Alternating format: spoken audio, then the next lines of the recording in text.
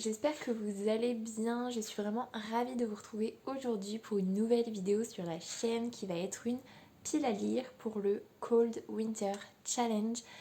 Il faut savoir que c'est la première année que je participe au Cold Winter Challenge puisque l'hiver, les lectures de Noël, les lectures dans le froid, faut savoir que c'est pas trop ma tasse de thé et du coup c'est vrai que j'ai jamais eu trop envie d'y participer et surtout que comme je participe au Pumpkin Autumn Challenge, c'est vrai que faire 3 mois de challenge puis renchaîner directement avec 2 mois de challenge, ça faisait un petit peu beaucoup, donc je n'ai jamais participé. Mais cette année je décide de me lancer puisque mon Pumpkin Autumn Challenge il a été fait plutôt tranquillement, je ne me suis pas du tout mis la pression. Du coup c'est vrai que j'ai pas vraiment ressenti le côté challenge pour le pumpkin. Du coup pourquoi pas le Cold Winter Challenge. Je me suis dit regarde la vidéo de présentation de l'Enluminé. Donc c'est l'Enluminé qui a repris le challenge que Margot Liseuse avait elle-même repris. Donc je me suis dit que finalement les mots clés de chaque sous-catégorie étaient relativement abordables et elle-même le dit, on peut tirer vraiment sur les mots clés, on peut vraiment chercher le petit détail qui fera que ça rentre dans la sous-catégorie. Donc voilà, et je me dis que une pile à lire c'est toujours utile, ça peut toujours donner des idées. Donc voilà, on va partir sur ma pile à lire pour le Cold Winter Challenge 2021 et par contre cette année le petit changement, et je crois que de l'année dernière ça devait être comme ça aussi, c'est du 1er décembre au 28 février, donc là on a 3 mois pour lire les livres, ce qui n'est pas trop mal parce qu'avec 3 sous-catégories dans 4 menus différents, ça fait quand même 12 livres à lire, donc 3 mois c'est pas de trop en fait. Donc voilà, on commence tout de suite. Le premier menu c'est Magie de Noël et la première sous-catégorie c'est All I Want for Christmas et les mots-clés c'est romance de Noël, amour, amitié et j'ai décidé de mettre un palais de flammes d'argent de Sarah J. Maas qui est sorti au mois de novembre. Pour l'instant je ne l'ai toujours pas en ma possession mais que je me le fasse offrir pour Noël ou que je me l'achète d'ici là, je l'aurai et j'aurai très envie de le lire dès que je vais l'avoir. Donc voilà, celui-là, amour, clairement, il y aura une histoire d'amour entre Nesta et Cassian. De toute façon, même si Nesta est un peu chiante, il y aura. Après, par contre, ce que je me pose comme question, c'est j'ai été coupée, du coup je ne sais plus ce que je vous disais, mais que oui, j'avais appris par Louise de Rêve ta vie en lecteur que c'était un petit peu plus porté niveau sexe et que c'était un peu trop là-dessus. Donc, à voir si je lâche vraiment cette saga ou pas. Ça me ferait un peu mal, mais à voir. Mais ça m'intéresse vraiment de savoir quand même ce tome 4, du coup, ce qu'il vaut. Et puis voilà. La deuxième sous-catégorie de ce menu, c'est lettres au Père Noël et les mots-clés sont épistolaire, enfance, jeunesse. Et j'ai décidé de remettre l'Atlas d'émeraude de John Stephens aux éditions Milan que j'avais eu dans ma box Once Upon a Book, que je vous avais dit que je voulais lire avant de commander ma nouvelle box pour Noël justement, et je l'avais mis dans ma pile à lire pour le Pumpkin Autumn Challenge. Je ne l'ai toujours pas lu, mais en vrai je vais pas dire qu'il me fait envie, mais j'ai envie de le lire dans pas longtemps parce que je me dis un petit jeunesse comme ça peut aller assez vite. Donc je pense que début décembre, il peut être lu. Donc ce serait vraiment super cool. Troisième sous-catégorie, c'est la danse de la fée dragée et les mots-clés sont fée, univers onirique, fantasy, fantastique, et j'ai décidé de mettre le tome 2 des chroniques de Michaela Lane, donc c'est Fièvre rouge, de Karen Marie Mooning plutôt, parce que c'est du fantastique. Ça se passe dans notre monde, mais c'est du fantastique, donc ça y va clairement. Voilà, tout simplement. Chose que je ne vous ai pas dit, au tout début, mais j'ai décidé pour cette pile à lire d'essentiellement prendre des livres qui sont dans ma liseuse parce que j'aimerais bien un petit peu lire les choses qui sont dans ma liseuse depuis beaucoup trop longtemps. Donc il y en a quelques-uns que j'ai en papier, mais essentiellement ce sera des livres qui sont dans ma liseuse et donc potentiellement des livres dont je vous ai pas souvent parlé normalement. Donc voilà. Et pour cette sous-catégorie, bah, ça va plutôt bien dedans. Et comme j'avais vraiment bien aimé le tome 1, bah, j'aimerais bien savoir ce que ça donne dans la suite. Parce que c'est vrai que les sagas de Bitlit, il y en a très peu maintenant qui me conviennent de par leur renouvellement, on va dire, et pas par la répétition dans chaque tome du tome précédent. Donc voilà, j'espère que cette saga-là, elle va bien me plaire. Donc pour le savoir, eh ben, il faut que je la continue tout simplement. Deuxième menu, c'est cocooning hivernal et la première sous-catégorie, c'est marron glacé et là c'est feel good gourmandise. Donc j'ai décidé de mettre Noël à la petite boulangerie de Jenny Colgan. Celui-là, il va parfaitement dans la sous-catégorie puisque la petite boulangerie de Jenny Colgan, c'est clairement un feel good et en plus ça donne tellement envie de manger, de faire du pain, tout ça. Donc voilà, il va parfaitement dans cette sous-catégorie. Je l'ai sur ma liseuse, mais honnêtement, je ne sais pas si je le lirai parce que j'ai lu le tome 2 il y a peu de temps et du coup, je pense que en fait, il serait peut-être idéal pour ma pile à lire pour l'année prochaine en fait. Donc voilà, mais après, sur un coup de tête, je peux totalement décider de le lire, mais voilà, je mets une réserve, mais en tout cas, celui-là, il va parfaitement dans cette sous-catégorie. Ensuite, la deuxième sous-catégorie de ce menu, c'est bonhomme en pain d'épices, et là, on a différence, tolérance, LGBTQI+, et je n'ai rien mis dans cette sous-catégorie, un petit peu comme pour le Pumpkin Autumn Challenge, j'avais pas envie de me mettre la pression, j'avais rien qui correspondait, en tout cas il n'y a rien que j'ai trouvé dans mes livres sur ma liseuse ou dans ma bibliothèque qui pouvait correspondre, j'en ai peut-être mais j'ai pas eu envie de me casser la tête et honnêtement 12 livres c'est beaucoup trop pour moi donc si on peut diminuer un petit peu c'est pas plus mal non plus. Troisième sous-catégorie, c'est vitrine de Noël et là on est sur des romans graphiques, des mangas, des livres illustrés. Je n'en ai pas, les romans graphiques je n'en lis pas et les mangas non plus, c'est pas trop ma tasse de thé donc voilà, je n'ai rien mis donc c'est les deux seules sous-catégories où je n'ai rien mis donc voilà. Troisième menu, c'est hiver sombre et la première sous-catégorie, c'est Scrooge. Les mots-clés, c'est anti-héros, conflit, mensonge. Là, j'avoue que j'ai eu un peu de mal à trouver et finalement, en fait, là, j'ai pris le mot conflit, j'ai tiré dessus et j'ai abouti à Ash Princess, le tome 2, donc c'est Lady Smoke de Laura Sébastien parce que on est clairement sur un peuple qui en a opprimé un deuxième, donc on est sur du conflit. Donc voilà, et j'avais totalement adhéré au tome 1 et j'ai envie de savoir comment le tome 2 se poursuit, donc voilà. Deuxième sous-catégorie, c'est stalactite ensanglantée et là on est sur horreur, thriller, suspense.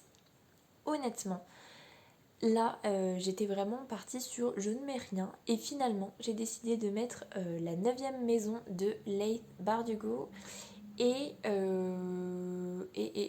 pourquoi j'ai décidé de mettre ça?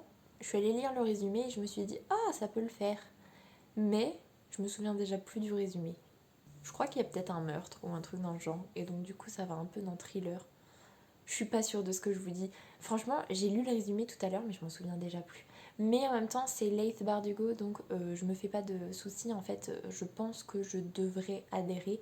Après, même si j'ai un amour inconditionnel pour Six of Crows, c'est du jeunesse et là, c'est plutôt de l'adulte, donc peut-être que j'adhérerais moins à de l'adulte. Je ne sais pas. Bref, on va partir là-dessus et il va dans cette sous-catégorie. Je ne sais plus pourquoi, mais il y va. Ensuite, la deuxième sous-catégorie, c'est Père Fouettard. Et là, les mots-clés, c'est force obscure, enfer, démon. Et j'ai décidé de mettre le tome 7 de Charlotte Davidson. Donc c'est 7 tombes et pas de corps de Darinda Jones que j'ai aux éditions Milady. J'adore Charlotte Davidson, vous le savez, et j'avais trop envie de poursuivre ma lecture avec le tome 7. Et ben voilà, je le mets dedans. Et le mot démon est plutôt bien choisi puisque Charlet c'est la faucheuse, donc il y a les morts, tout ça. Mais il y a aussi un côté enfer, Il y a aussi un côté démoniaque, donc ça rentre parfaitement dedans et j'ai trop hâte de le lire celui-là. Donc voilà, il va parfaitement dans cette sous-catégorie, je suis dans les clous.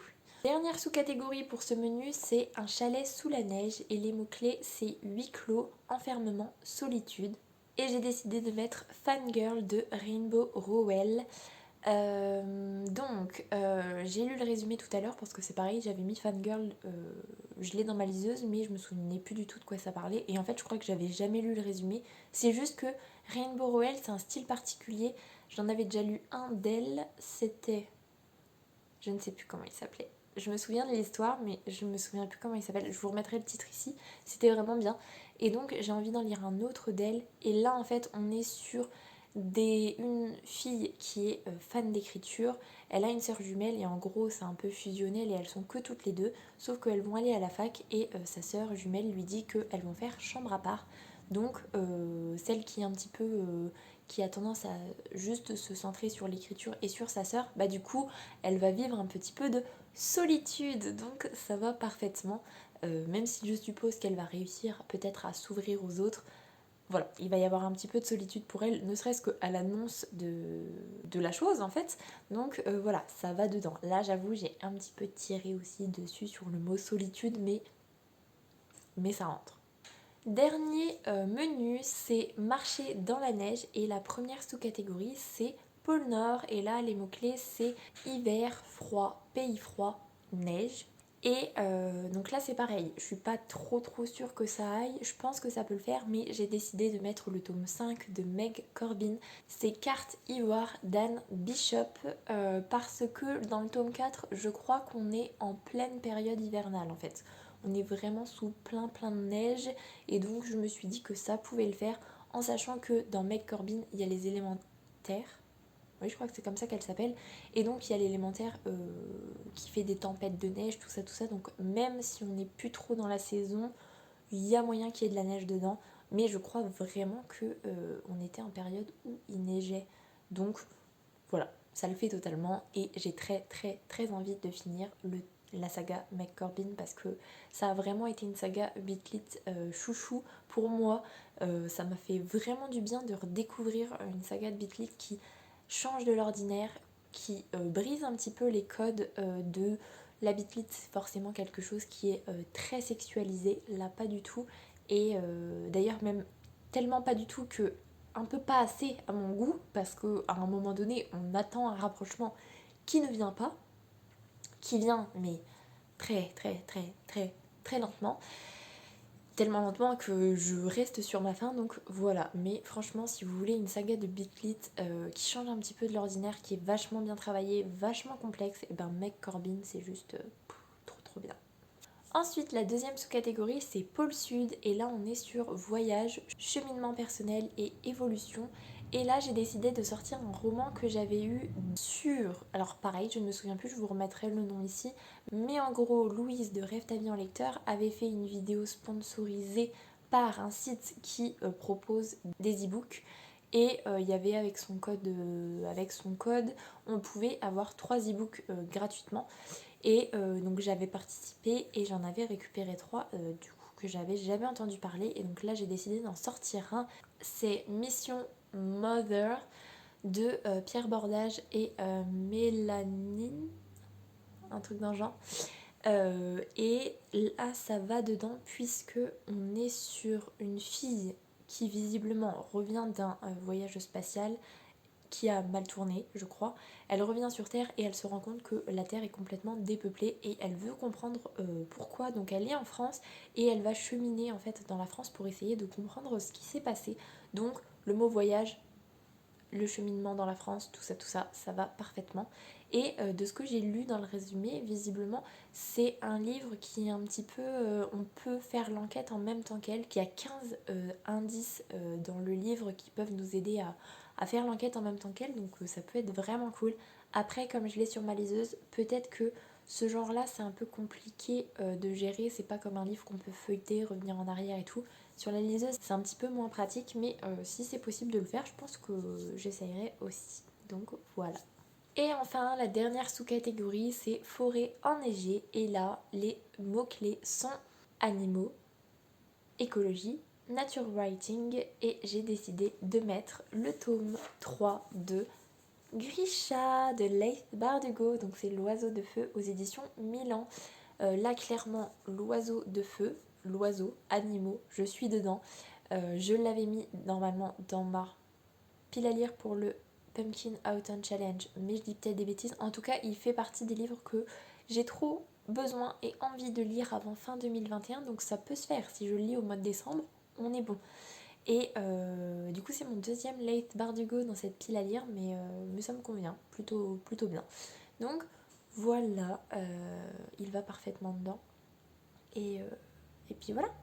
Et il y a un menu bonus qu'on peut en fait utiliser pour remplacer un menu qui ne nous convient pas ou alors le faire en plus. Honnêtement, je ne le fais pas en plus, donc si ça vous intéresse, je vous laisserai aller regarder en fait la vidéo de présentation sur la chaîne de l'Enluminé. Mais moi voilà, je m'arrête là et c'est plutôt pas mal, ça fait quand même 10 livres à lire. C'est intense, mais honnêtement, me replonger dans ce que j'ai sur ma liseuse, bah franchement, ça m'a plutôt bien motivée, donc je suis assez satisfaite. J'ai très envie de lire en ce moment et j'ai pas beaucoup la possibilité de le faire, donc c'est vrai que les piles à lire, ça remotive quand même un petit peu, donc voilà, je suis plutôt satisfaite. J'espère que cette vidéo vous aura plu, j'espère qu'elle vous aura donné éventuellement des idées pour votre propre pile à lire. N'hésitez pas à me dire en commentaire si vous avez des livres qui vont parfaitement dans une sous-catégorie. Peut-être que ça peut me donner des idées de lecture et je suis toujours preneuse. Voilà, je vais vous laisser là-dessus. En tout cas, si ça vous a plu, n'hésitez pas à mettre un petit pouce dans les airs, à vous abonner à la chaîne et à venir partager avec moi en commentaire. Ça me fera super plaisir. En attendant, je vous souhaite une très belle semaine, de très belles lectures et je vous dis à la semaine prochaine. Salut!